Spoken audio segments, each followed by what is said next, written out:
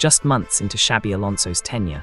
Appointed in June 2025, following Carlo Ancelotti's departure in May, the initial optimism at Real Madrid has given way to a concerning dip in form. Recent results, including draws against Elche, Rayo Vallecano, and Girona, along with a 1-0 Champions League defeat to Liverpool on November 4th, have highlighted underlying issues. Excessive rotation has disrupted team rhythm, poor chemistry has fragmented the lines, and a decline in pressing intensity has turned a potential title contender into a team struggling for unity. As the January transfer window approaches, the focus is on how swiftly Alonso can address these problems before the season unravels further. At the start of the 2025-26 season, Real Madrid under Alonso exuded the confidence of a revitalized giant. Instilling a clear philosophy of high pressing to regain possession in advanced areas, structured build-up play, and tactical flexibility, Alonso maximized the squad's depth and talent. The team began strongly with a string of convincing victories, including a 3-0 win at Real Oviedo on August 24th and a 4-1 triumph at Levante on September 23rd, establishing a balanced home-and-away form. Early matches featured high-scoring efficiency, with an average expected goals around 2.3 per game, multiple clean sheets, and relentless pressing.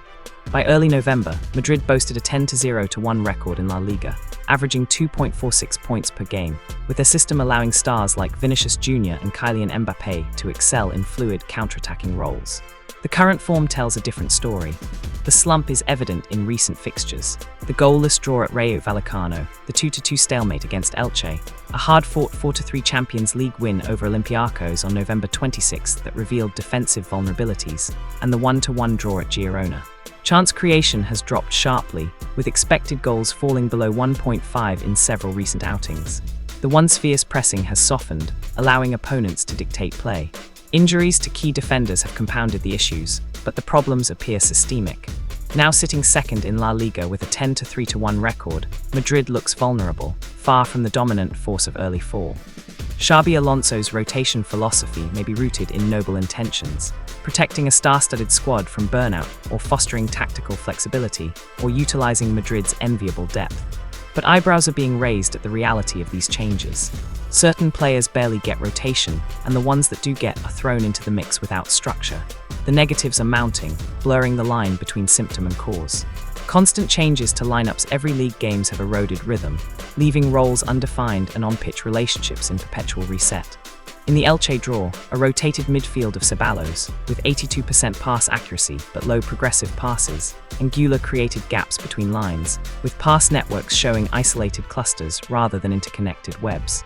Data from Opta-inspired analyses reveal a 15% drop in successful through balls since October. The erosion of timing, movement, and synergy between forwards, midfield, and defense has left Madrid resembling a mismatched ensemble.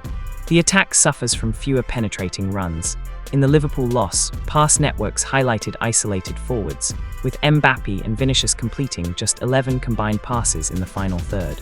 Weak transitional play has left the midfield exposed, inviting counters as evidenced by Olympiacos' 3 goals in that narrow victory. Alonso's substitutions follow a recurring pattern: late introductions, often in the 70th to 90th minute, prioritizing reactive tweaks over proactive shifts. Examples include subbing a pure number 9 like Gonzalo at the 90th against Girona, while removing a key crosser in Trent. This breeds confusion and roles disrupt sometimes, especially when late subs unsettle play, leading to imbalanced lines and lost momentum. Dressing room dynamics. Is it real and is it affecting performance? Rumors of division in the dressing room persist, fueled by intense competition and egos amid Alonso's strict rules to curb bad habits. Sources indicate 4 to 5 senior players have raised tactical concerns, shifting from a harmonious environment to one marked by friction. This unrest correlates with on-pitch hesitation, sluggish presses, and reduced commitment. While Alonso and some players have downplayed the reports, these speculation lingers. High pressing is central to Alonso's vision, aimed at winning the ball high and sparking quick counters. Early successes validated this. A 72% pressing success rate in the opposition half during the 2-1 win over Marseille on September 16th, with passes per defensive action around 10 to 12, forcing turnovers in dangerous areas. But complacency has set in, with lapses allowing opponents to build unchallenged. Recent passes per defensive action has risen to 14+, as in the Girona draw, where the press lacked intensity, leading to 44% more interventions from goalkeeper Thibaut Courtois. Opponents now average 1.2 more shots per game when Madrid's press falters. To rebound, Alonso will need to commit to a core starting 11 for the next 4 to 6 games to restore rhythm, refine substitution strategies for decisiveness, and clarify player roles. The January window offers a chance to offload players that's going to be a problem or doesn't fit the system and integrate new profiles that align with his system.